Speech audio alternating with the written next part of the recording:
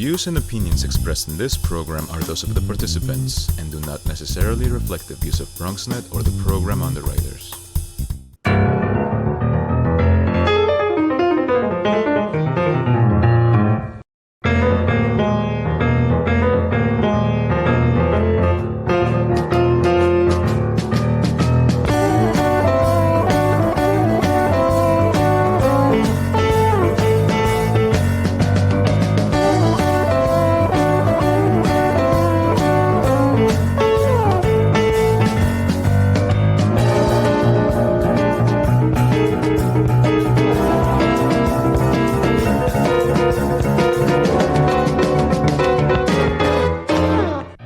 Good evening and welcome to BronxTalk. There are some issues that fly under the radar until something happens that makes the news, like the recent fatal stabbing of a mother and daughter. And all of a sudden it becomes a harsh reminder that the Bronx leads the other boroughs in domestic violence murders.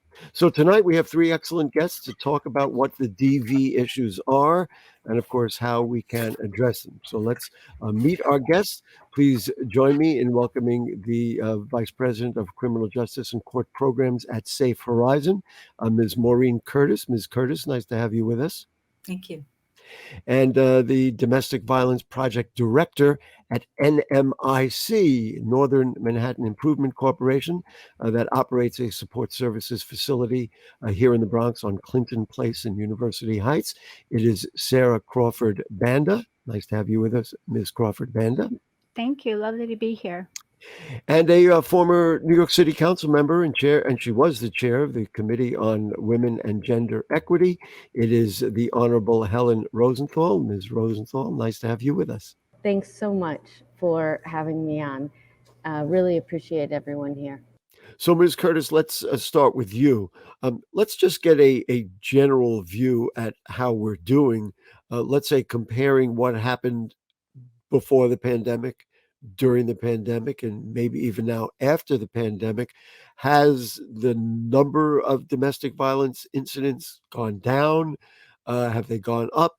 And what did the pandemic mean in terms of domestic violence? Well, initially, when the pandemic first hit, we actually saw a drop in some of our numbers. We saw a drop in the calls coming into our hotline. The police saw a drop in numbers for 911 calls. And we attributed that to, of course, now you're being told to stay home. You're in a situation with somebody causing harm potentially, or whether you're afraid that maybe there's been threats and it might become physical. So you're afraid to reach out for services. You're afraid to call 911 or to call the hotline, or you're not afraid, but you don't have the opportunity. So that was something that we saw initially. So and I think the other thing that we realized when the pandemic hit was so many places shut down. They shut down the buildings, but they didn't shut down the work. So we realized very early on that we had to let people know that our shelters were still operating, that the police were still responding to calls, that they could still get an order of protection, even though that is a fact. You know, we've all heard and talked about the fact that people were cooped up, and if you had a healthy family, then everything was going okay. But if you didn't, then that would exacerbate this problem. But it never occurred to me that people were less likely to respond because they figured everybody was closed. Right. So that meant somebody in danger was even more in danger because they felt more helpless. I had never thought of that. Right. And how do you let people know? Because not so many of our clients don't have access to technology, so they're not able to check our website. So we had to be very creative and not just at Safe Horizon, but in so many of our sister agencies, colleagues, where we got together and we talked about what do we need to do differently? How are we going to reach those that may not be able to reach out to us? Elders, for example, who may be victims of elder abuse. Many agencies stopped doing home visits. So we actually did some training with NYCHA residents who were still on the ground providing services in person so that we could let them know if you see anything. They became our eyes and ears, and they would let us know, and we would reach out. We reached out to businesses and put up flyers and let people know. So just, letting them know that shelters are open, you can still call the police, and most importantly, you can still get an order of protection, and what that means and how we could help you remotely. It was interesting, you asked what's different. It was really, the city and our country went through a horrific time through the pandemic, but a silver lining that has come out of this is that we have learned as providers that remote interventions. I will tell you, and talk show hosts have learned that too. Yeah. Given the nature of who would this have thought program. you could get a remote order of protection by, by picking up your phone and speaking with a judge over the phone? Who would have thought that you could receive therapy over the phone? Mm-hmm. I want to see if you can justify what I had said at the beginning. My sense about domestic violence, and when we thought about approaching this program, was what I said at the beginning, that it flies under the radar. Is it still something that, because it's so private, because it happens within people's homes, that unless, this horrible stabbing of a mother and a daughter in the Bronx comes out, nobody thinks about it, right? That people don't know about it. Is that an unfair question? It looks like you hesitate. I think that people know about it, but people don't have, we've come a long way in how we address domestic violence. We have a lot of laws, a lot of policies, a lot of procedures, many changes in the criminal justice system, a lot more resources that are out there. But we don't, as a society, have the outrage that we need to have that, will really have the most impact. And we also, many people don't understand that domestic violence is not just about physical violence or sexual violence. It's also about control. Psychological abuse and other things. Exactly. But humiliating somebody, threatening somebody, all of that. And when we look at the response, probably for the last 40 years, has been connected to the criminal justice system, which in many ways... we're going to let former council member Rosenthal deal with that in a moment. But I do want to ask Ms. Crawford Banda about, in a way, put a face on it. Who do you see? Who comes in?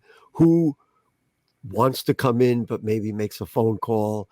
There's a lot of different levels of dealing with it. Who do you see and who do you serve in your office at Clinton Avenue in University Heights? Yeah, so we primarily serve immigrant survivors, so they also have many extra levels of here's barriers. Another problem, yes. Right, so the fear of deportation, language, the technology that Maureen mentioned are all very, very important. And the fear is really pervasive, and I agree with what she was saying earlier, that domestic violence usually isn't about a single act, right? A single crime, a single visit to the emergency room. It's usually, a pattern of control and behavior where someone is really terrorizing the person in their home. So even beyond the physical violence that we were hearing about, we had women calling us. There's a lot of word of mouth in the immigrant community, or sending us messages on WhatsApp, which is a very popular method of communication. But we would have people saying, oh, he's threatening to give me COVID. He's spitting on me. He's telling me, I hope you die from COVID.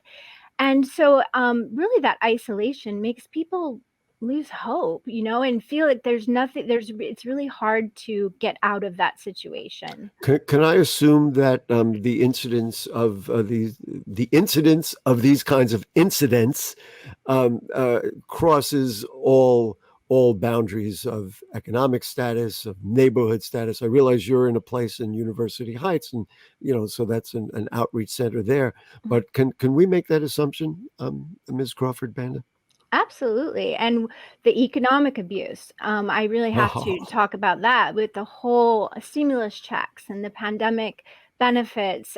There's a lot of threats and intimidation, and then actual just taking money from partners as well. And then one final question, then we'll bring Ms. Rosenthal into the conversation. Do you find you're able to help people address it, or is it simply the awareness is a good first step? I mean, how far can you go to really helping somebody get out of it, change the situation? I mean, like how do we deal with it? Yeah, I think it's it's not one answer. And so in our agency, we have attorneys, we have immigration attorneys to go to family court to get orders of protection and deal with custody or visitation and child support issues. But there's also housing and access to benefits and other resources. And then that safety planning, because we know that when people decide to leave an abusive relationship, that's when the violence escalates. Mm-hmm. So really being very patient, very responsive, very trauma-informed to really figure out for that particular survivor what is going to work best for her or him. It is, everything that you've said, and I try to be aware of a lot of things. Both of you have said things that I was like, wow, I didn't know. And that's not a good thing, because frankly, if I didn't know, the general public doesn't know. And most importantly, women or even men in some cases don't know. And so the cycle keeps going. Ms. Rosenthal, let's talk with you a little bit about, you had told me on the phone as we were talking about doing this program, that one of the biggest issues is getting your arms around the numbers that whereas we do have data for maybe deaths or horrible stories, but there could be abuse happening at all different levels. Talk to me about that and what you learned, let's say, at your time as the chair of the Committee on Women and Gender Equity, as regards getting our arms around this problem. Yeah, it's a great question. And your guests have already presented the thorniness of it. Each situation is different and requires a different response. I mean, we're dealing with people, and people change their minds all the time, and we're really dealing with a family or at least two people. It's super complicated, super hard. It's not something that can be fixed quickly, or even, the word fixed doesn't even really make sense.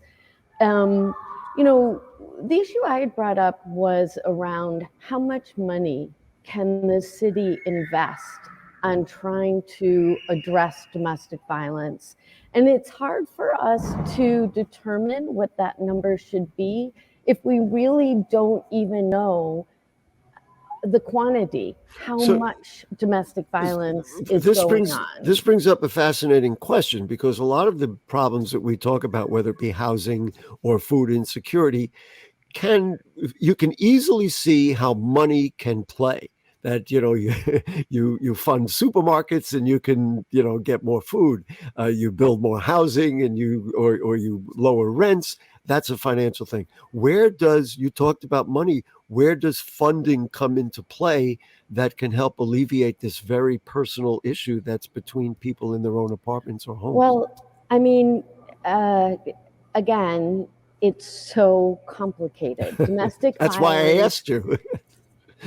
And it's one of those things that just can't be answered, unfortunately, in half an hour, right? We have an office, the city has an office to end gender-based violence that runs the family justice centers. There's one family justice center in each borough, and they provide some services. If someone's interested, you can go online and look at the report on their website to see what services are provided. Actually, Safe Horizon staffs those family justice centers. But where else can we identify domestic violence? Well, when the police go out and do a domestic incidence run and write up a report, that could be a way that we track what's going on. The thing, and some people want to engage in a police response. Many people do not. It's not clear whether or not a police response is always helpful. Sometimes it certainly is. Many times it can exacerbate a situation. And fundamentally, it's linked to, having a great administration for children's services who can keep their eyes out for the kids who are in the system, a great Department of Education. We count on our teachers and principals to be eyes and ears to see how a child is doing. It is one reason why domestic violence dropped during the pandemic. People were no longer in school, or at least they were remotely, and teachers couldn't tell whether or not. This goes back to what we heard before, and that was the whole contact situation. But I think what we do know is that it's underfunded.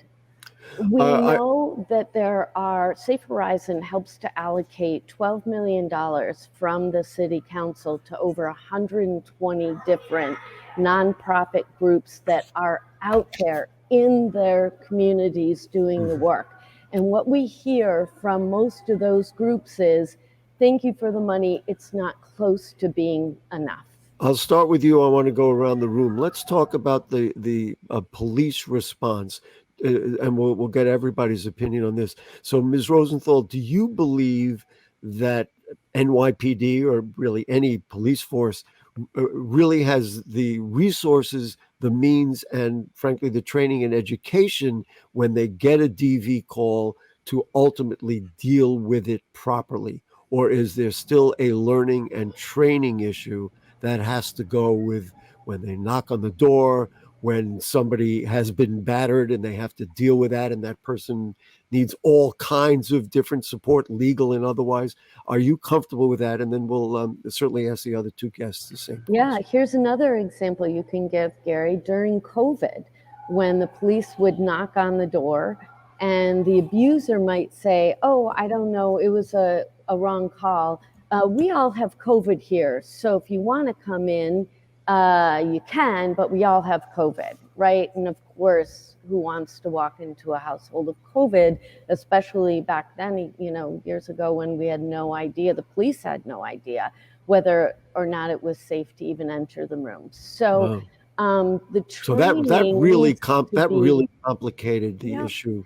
The training needs to be robust. When we think about it, we train our officers who ride on motorcycles and do highway patrol. We give them 16 weeks of training.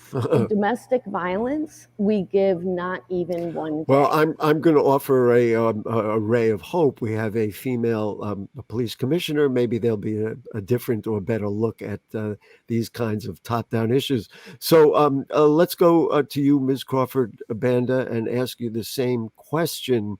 Do you hear from people who say, hey, wait a minute, I called the police and now I'm back home. I got the guy is still here. I'm still in the middle of this problem. They didn't help. Do you hear that kind of thing?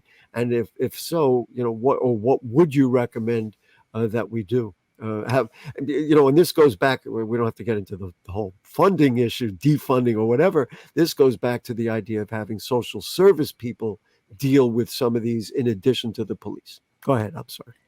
Yeah, I think some survivors may choose to involve law enforcement. I would say the vast majority of our clients do not want to. No, I think they may have had bad experiences even in their home countries. But there's also, we've seen, and this is anecdotally, but we've also seen a number of cases where both parties are arrested. So someone is being strangled and they scratch their partner in self-defense, and then they're both arrested. Which and I have to give some understanding of the police officers. They walk into a place and one person is saying one thing and one is saying the other, and they have some anecdotal evidence, as you say, somebody got scratched, and they can't make the assumption, and that further complicates the matter. Would you think that a social service provider along with NYPD would be a good idea when they knock on a door?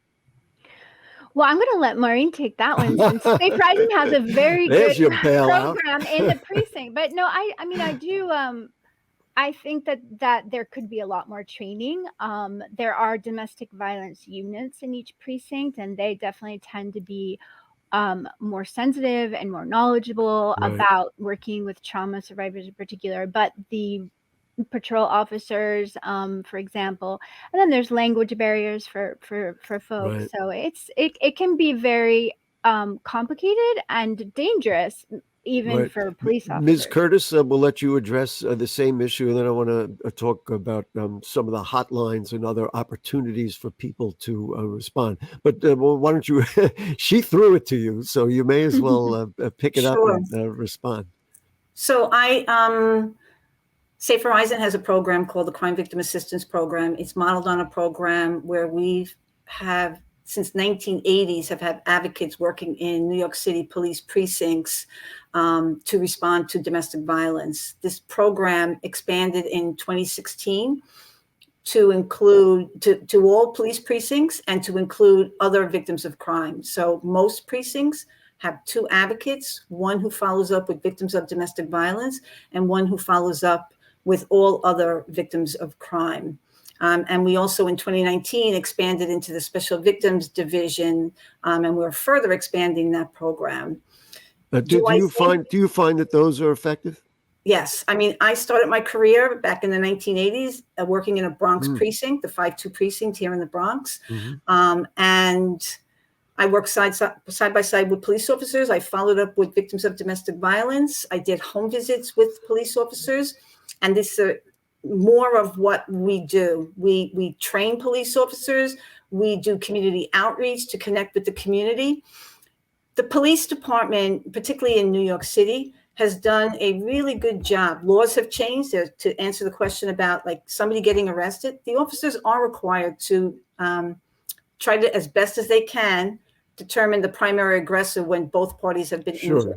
Which they do in every circumstance. 2 people having a fight in the street, they got to deal with that. Right. But this is a law for domestic violence because when there's a mandatory arrest law that precedes that law, so both parties were getting arrested, now they have to determine. So I say that because a lot has changed over the years. The police department, has really made, vast improvements.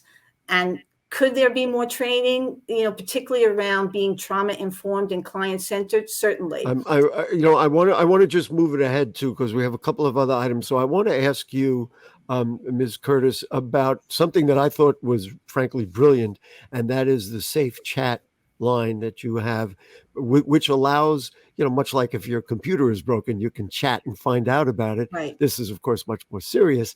But you're able, instead of having to pick up the phone, and I'm sure there are women who say, I can't really talk now because he's lurking, and then all of a sudden that becomes a bigger problem. And she can chat, she can do it on her phone, she can walk down the block. There's 100 ways of doing it.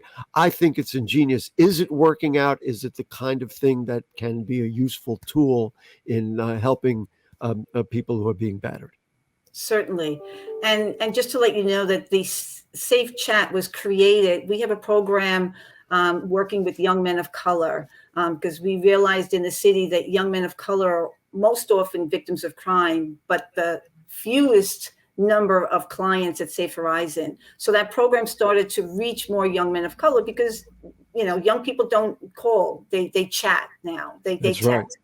And during COVID, when we realized that people were not calling the hotline, and there was concern that, survivors, victims of domestic violence were locked in the home with the person causing harm, they expanded the Safe Chat to have domestic violence advocates on the Safe Chat to communicate with survivors. And we let it be known in the community that this program had expanded. And yes, you are so right. This is so important for survivors because it's another way of them reaching out for help.